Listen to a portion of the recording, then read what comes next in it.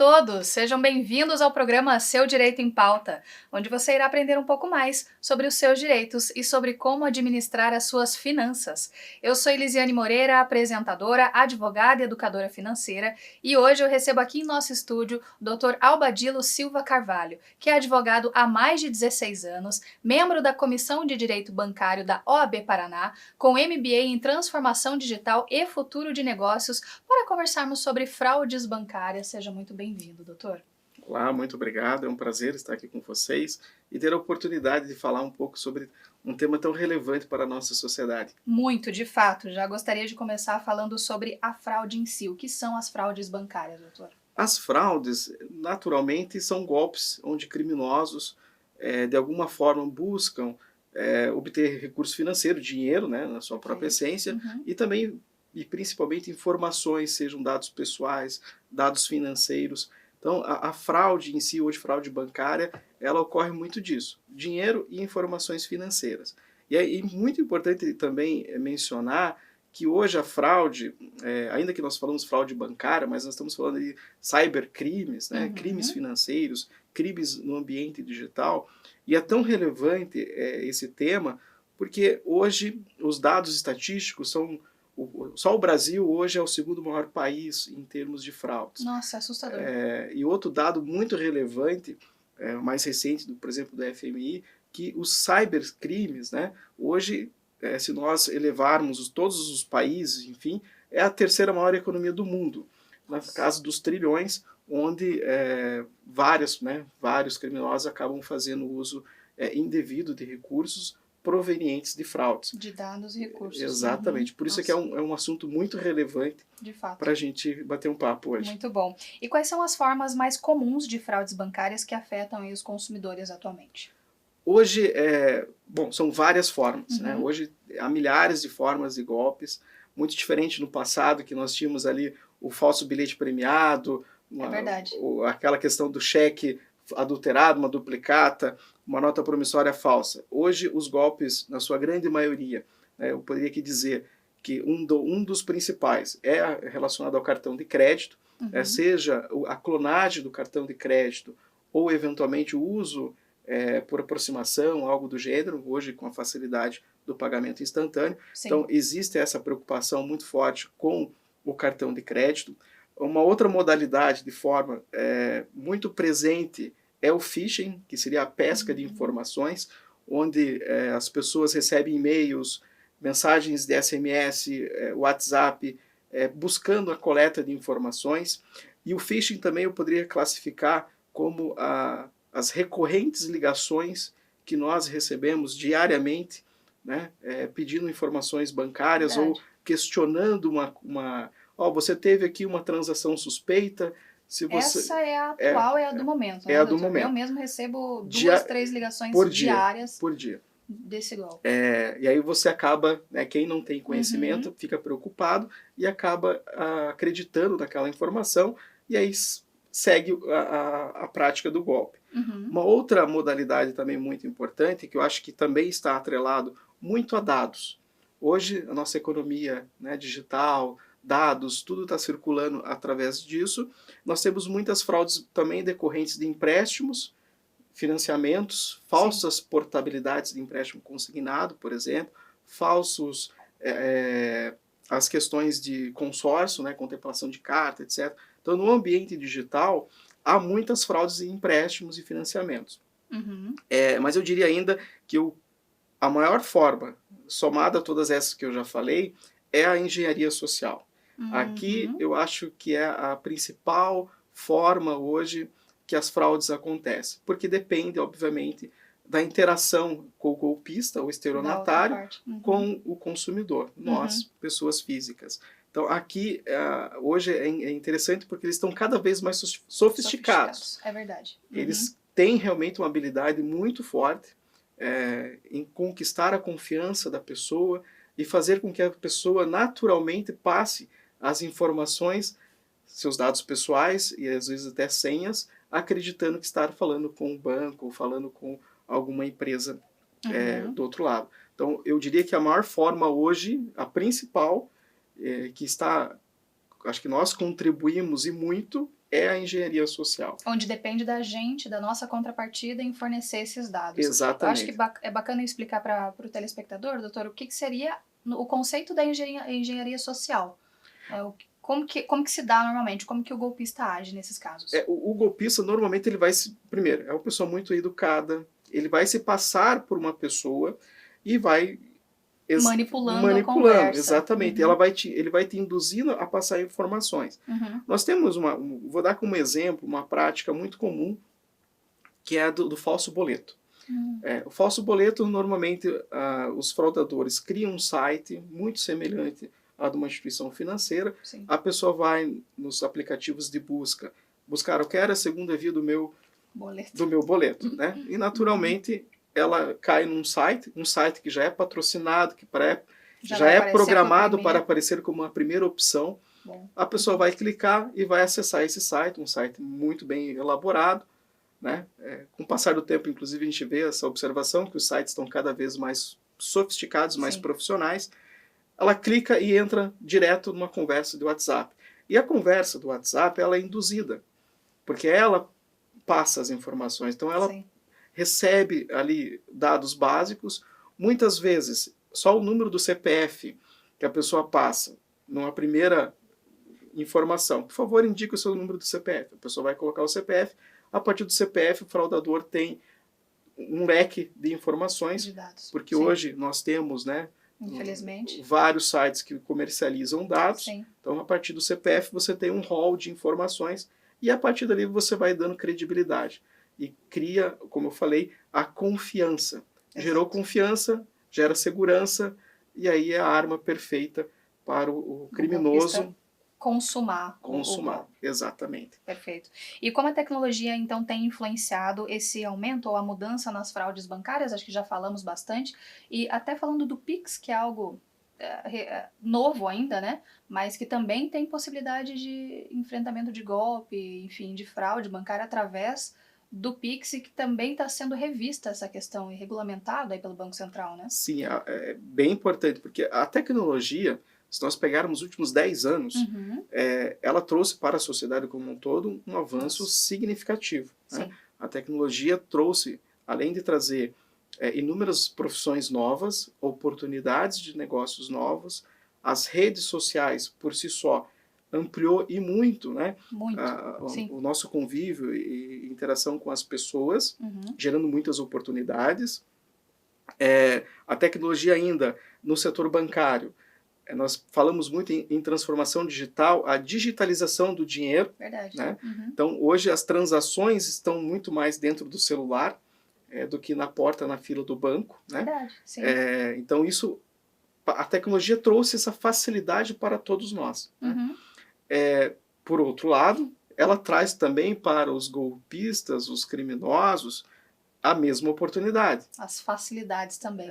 E muito mais. Que nem hoje, por exemplo, quando a gente fala em tecnologia, o estelionatário, quando a gente fala que está se sofisticando, ele já está usando a inteligência artificial para criação de sites, ele está usando a inteligência artificial para fazer mudança de voz, mudança de imagem das pessoas, utilizando robôs, né? Essas ligações que nós recebemos diariamente. Essas ligações são decorrentes de robôs. Já é uma automação posteriormente é que o golpista entra na o robô passa ligando para todos, a hora que alguém atende. E segue o passo, cai na engenharia social.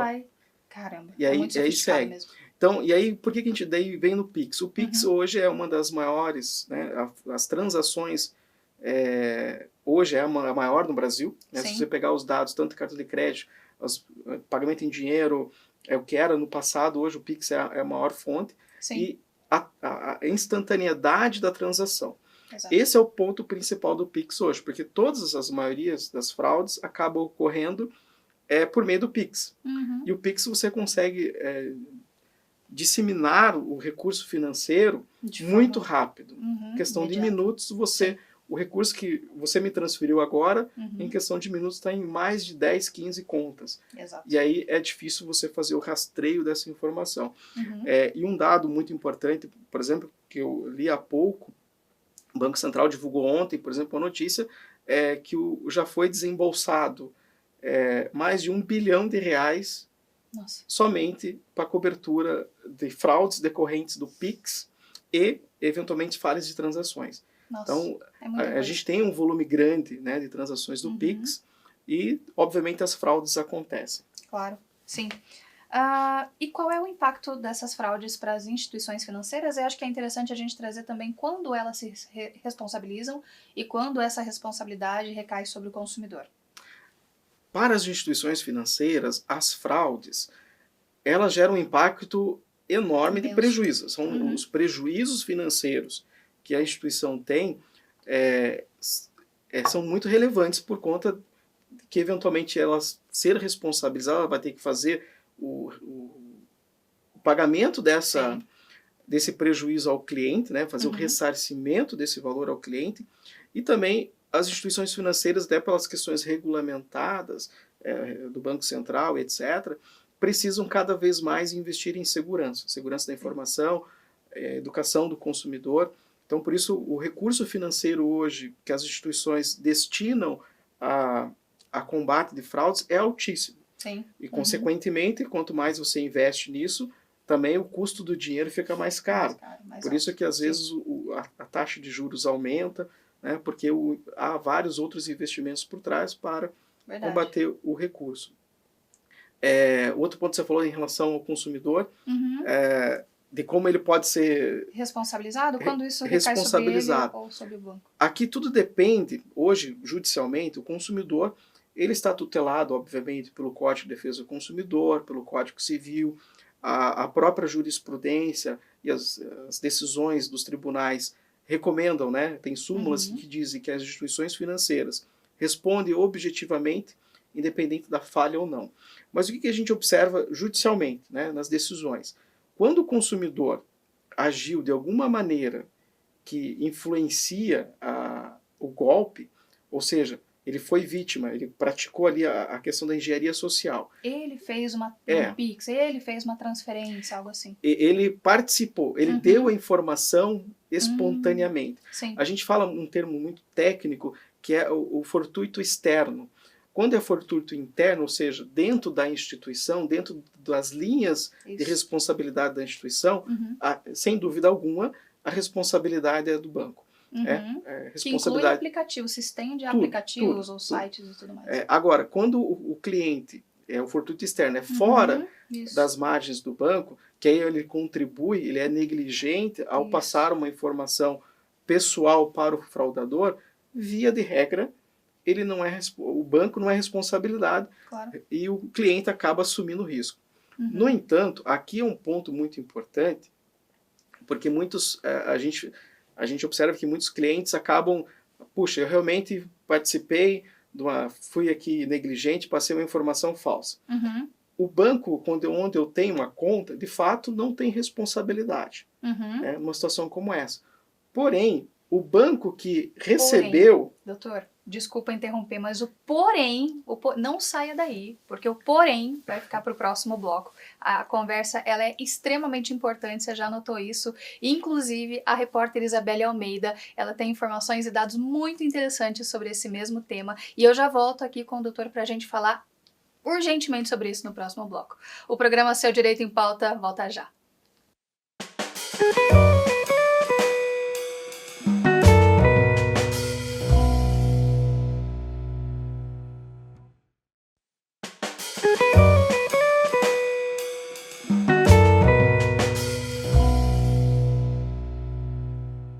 Olá a todos, sejam bem-vindos novamente ao programa Seu Direito em Pauta. A conversa de hoje é com o Dr. Albadilo Silva Carvalho, que é advogado, membro da Comissão de Direito Bancário da OAB Paraná, e a gente está conversando aqui sobre fraudes bancárias. Por isso agora eu converso com a nossa repórter Isabelle Almeida, que trouxe fatos e dados importantes sobre esse tema. É contigo, Isa.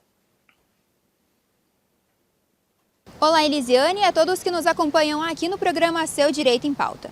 Com a popularização do Pix para transferências e pagamentos, cada vez mais pessoas têm sido atingidas pelo famoso golpe do Pix, lesando os clientes bancários. O Pix atingiu um recorde de 224 milhões de transações, conforme dados do Banco Central, criando um ambiente ainda mais propício para fraudes. Em 2022, a Polícia Federal realizou mais de 50 operações contra fraudes eletrônicas, resultando em mais de 100 prisões preventivas e 60 temporárias. Registros administrativos do Fórum Brasileiro de Segurança Pública indicam mais de 200 mil ocorrências de estelionato eletrônico, embora 6 estados não tenham entrado nessa pesquisa. Uma pesquisa da CNDL e da SPC Brasil revelou que 7,2 milhões de consumidores sofreram fraudes de instituições financeiras nos 12 meses anteriores a julho e agosto de 2023, comparado a 8,4 milhões no levantamento de 2022. Realmente são dados preocupantes, não é mesmo, Elisiane? Eu volto com vocês no estúdio. Obrigada, Isabelle, por trazer essas informações tão importantes e alarmantes acerca do tema que a gente está debatendo hoje. Bom, doutora, a gente viu que os dados realmente eles são alarmantes, são assustadores, e a gente falava sobre um porém em relação à responsabilização por parte do banco ou do consumidor em relação a uma fraude com um Pix ou com alguma situação específica.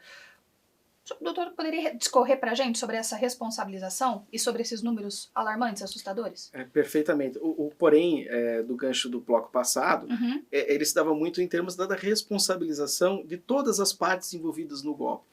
Porque muitas vezes nós estamos habituados a eu, consumidor, e o banco onde eu tenho a minha conta, e aí essa interação fica entre o banco e o consumidor. Certo. Porém, a gente precisa sempre ir além, e especialmente o banco que recebeu esse recurso. Hoje, infelizmente, no nosso país, e isso decorre inclusive desses números alarmantes que nós temos das fraudes, por conta da digitalização dos bancos, né? Os bancos digitais, que obviamente são importantes e trazem para a sociedade vários benefícios, enfim, claro. E uma concorrência melhor, porém também traz a abertura de contas muitas vezes sem o nível de segurança, sem o nível de checagem dos dados necessários, e aí, obviamente, abre-se uma oportunidade para criar uma conta digital, às vezes com dados falsos. E quando você tem uma conta digital com abertura de dados falsos, é responsabilidade do banco a manutenção dessa abertura e a manutenção dessa conta.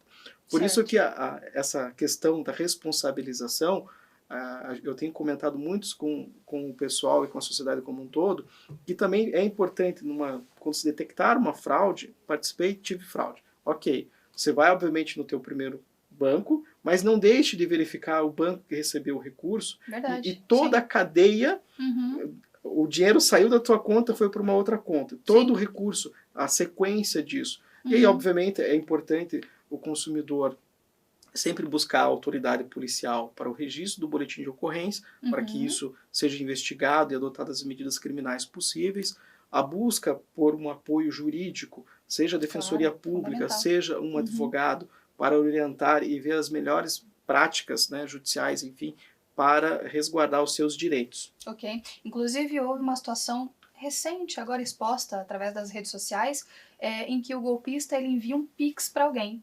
E aí ele diz que foi enviado, a pessoa diz que esse Pix não é dela e ela reconhece como não sendo dela. E aí o golpista pede para ela devolver o Pix. E aí esse Pix é devolvido em uma outra conta. Mas, na verdade, esse Pix nunca aconteceu. Algo até estranho e difícil de identificar como golpe, mas tem sido muito comum, segundo os números aí que informam, inclusive o Banco Central já divulgou nota sobre esse golpe especificamente, porque ele está funcionando muito, porque você primeiro recebe um dinheiro na sua conta. Então, você não pressupõe que é um golpe. E aí, na hora de devolver, você devolve aquele dinheiro de outra conta.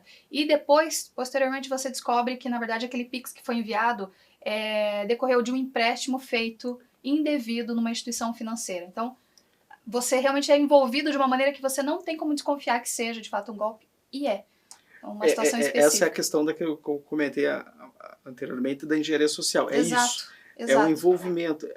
As informações, elas se tornam tão confiáveis porque é muito bem feito. Exato. Mais sofisticado, muito como mais o doutor dizia mesmo. Muito mais. E aí entra um ponto que dentro das cautelas, enfim, é desconfiar. Tem que desconfiar. Sempre. Sempre, né? Por mais que a gente falou do golpe do Pix. É uma prática hoje comum. Né? Sim. E o Banco Central, enfim, eles têm um prazo, inclusive, para estornar o Pix. Então, eventualmente, você recebeu o Pix ali, você é uma pessoa de boa fé, sabe que recebeu um recurso financeiro que não é seu, Exato. e você vai devolver. Né? Isso. Mas aí vem as cautelas. Você vai devolver para a pessoa que não te pagou? Perfeito, é isso. É a falha do golpe, né? Então Por isso que em situações como essa, hoje eu sempre recomendo, vá na agência ou ligue para o seu gerente. Perfeito. Não faça nenhuma transação, ainda que a pessoa fez por engano. Que pareça que é do banco. Converse com o seu gerente, converse com a instituição financeira, com os canais oficiais dos bancos, para daí tomar alguma medida. Perfeito, perfeito. Isso sana a questão, o problema. E, doutor, quais medidas preventivas os consumidores podem adotar no dia a dia para reduzir o risco de serem vítimas aí de novas fraudes bancárias, especialmente no uso de internet banking, aplicativos móveis e até a questão do cartão de aproximação, que o doutor havia comentado também no primeiro bloco? Como que se previne isso? Aqui, eu acho que o mais básico, eu acho que o primeiro é você evitar o uso do teu próprio internet banking ou transações financeiras usando Wi-Fi pública. Né? Evitar usar redes de Wi-Fi públicas, e aí quando eu falo públicas, além do ambiente da via pública, aeroporto, shopping, etc., evite de usar redes Wi-Fi para fazer essas transações. Porque você já se expõe a alguns riscos desnecessariamente. Porque você não sabe exatamente o quanto essas redes estão protegidas. E normalmente os criminosos utilizam essas redes para pescar essas informações. Então a rede Wi-Fi pública deve ser evitada. Outro detalhe muito importante são atualizações dos softwares. O que eu quero dizer com isso? Seja o computador, seja o telefone, aplicativos. Constantemente, né, existem atualizações. As atualizações muitas vezes são para corrigir falhas de segurança. Então, se você mantém sempre o teu dispositivo atualizado, com frequência, etc., você evita. Porque provavelmente alguém já tentou, descobriu a falha e foi corrigido. Perfeito. Esse é um detalhe muito importante. Outras recomendações para evitar fraude, eu, como falei, desconfie. Eu diria que o principal hoje é estar atento. Sim. Como eu falei há pouco, qualquer dúvida, ligue. Nós temos um golpe muito, muito característico, inclusive familiares já caíram nisso, daquele do WhatsApp, uma pessoa familiar, mudei meu número do WhatsApp, por favor, emprestam dinheiro, eu estou precisando pagar uma conta, preciso de um dinheiro, você me empresta. Verdade. A pessoa, às vezes, rapidamente faz. Desconfie. Hoje, no nosso mundo digital, infelizmente, a palavra número 1 é desconfiar de tudo. Perfeito. Desconfiou, tem que buscar. Uma outra coisa que eu recomendo, e muito, especialmente hoje no ambiente das compras incitadas pelas redes sociais, que em rápidos cliques você já está comprando algo, tome cuidado com ofertas que são muito atentadoras. Milagrosas. Sites que você nunca viu. Então é recomendável, antes de você iniciar uma transação, pagar algo que é decorrente das redes, você investigar o site. Hoje o site do Procon, consumidor.gov, Reclame Aqui, possuem mecanismo para verificar que aquele site é um site... Exato, verificadores mesmo. Exatamente, para você ver se o site tem tempos de abertura. Às vezes são sites que foram criados há 1 mês, 2 meses. Para o golpe. Exatamente. Então são cuidados adicionais que nós temos que cuidar. Por isso que a palavra desconfie e vá atrás da informação. Sempre presente. E a questão do cartão virtual que os bancos disponibilizam, doutor? É recomendável usar em compras online ou enfim? Preferencialmente. O uso do cartão é específico para compra online. Ele tem você determina um limite, a quantidade de compras e tudo mais, né? Inclusive, a gente também tem que falar não só do cartão virtual, mas as transações como um todo, por aproximação, etc. Isso é importante. O Pix, normalmente os aplicativos dos bancos possuem a determinado horário. Eu só vou transferir R$50, R$1.000. Isso. Então você tem mecanismos para você se autoproteger. E eventualmente você cair num golpe, você está minimamente vai reduzir o teu prejuízo. Você vai poder fazer uma transação de 50 mil se você tinha um limite de 1.000. né? Sim, e importante falar que os bancos sempre disponibilizam esse recurso gratuitamente, Exatamente. esse cartão virtual para que você possa fazer compra. Ele não tem os mesmos dados do seu cartão de crédito, então ele fica resguardado. E após uma compra online, você consegue fazer o bloqueio ou cancelamento desse cartão. Então você fica resguardado aí nesse sentido, né, doutor? Ou muitas vezes, como você falou, você vai fazer uma determinada compra, você gera um cartão virtual para aquela compra. Isso, especificamente para ela, e depois desusa o cartão e tá feito. Muito bom. E como identificar esses sinais prévios de que uma tentativa de fraude está ocorrendo? Acho que a gente falou bastante em desconfie, né? Então, quando a proposta é muito boa, ou quando uma ligação soa estranho, então sempre pense em desconfiar antes de agir. Essa é a regra, né, doutor? Acho que é o principal. E aí, hoje em dia, né, nós estamos falando muito em dados. Sim. Hoje, qualquer mensagem, e-mail, SMS, WhatsApp, ligação, que a pessoa te peça dados pessoais, desconfie. Esse é o principal sinal. Né? E normalmente, assim, ligações urgentes, rápidas. Teve um problema no teu aplicativo, nós precisamos agora fazer uma atualização, desconfie. Essa emergência para que você possa agir sem pensar e sem falar com ninguém é um grande sinal. Eu normalmente falo para as pessoas, o banco não vai te ligar pedindo uma informação. Sim, ele já tem. Hoje, via de regra, ainda que você tenha um relacionamento muito bom com a instituição financeira, com o seu gerente, mas via de regra o banco não te liga.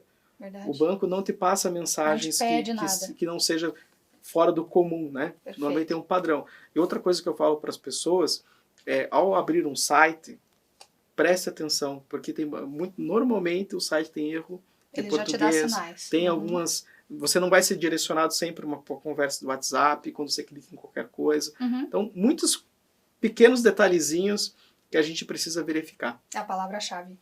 Desconfie. Desconfio. Doutor, muito obrigada pela presença e pela conversa. Eu que agradeço. Muito obrigada. E olha só, quero agradecer também aos nossos apoiadores, CF Home Design, com esse mobiliário maravilhoso, deixa a gente super confortável e deixa o cenário bonitão ainda por cima. E a Quadro Shop, por esses quadros belíssimos que enfeitam e deixam o nosso cenário ainda mais charmoso. A mais completa loja de quadros de Curitiba. Agora um recado para você que é empresário. Sabia que a sua marca pode aparecer aqui no programa Seu Direito em Pauta? A sua empresa e o seu negócio podem estar conosco através de parcerias, apoio e cotas de patrocínio. Como fazer isso? Basta entrar em contato através dos endereços que aparecem agora no vídeo. Gostou desse programa? Então já nos siga nas redes sociais, Seu Direito em Pauta, no Instagram, como aparece agora na tela para você, e também em nosso canal do YouTube, onde você pode conferir esse e outros episódios. Seu Direito em Pauta, porque a informação é a sua maior aliada. Nós nos vemos na semana que vem. Até lá!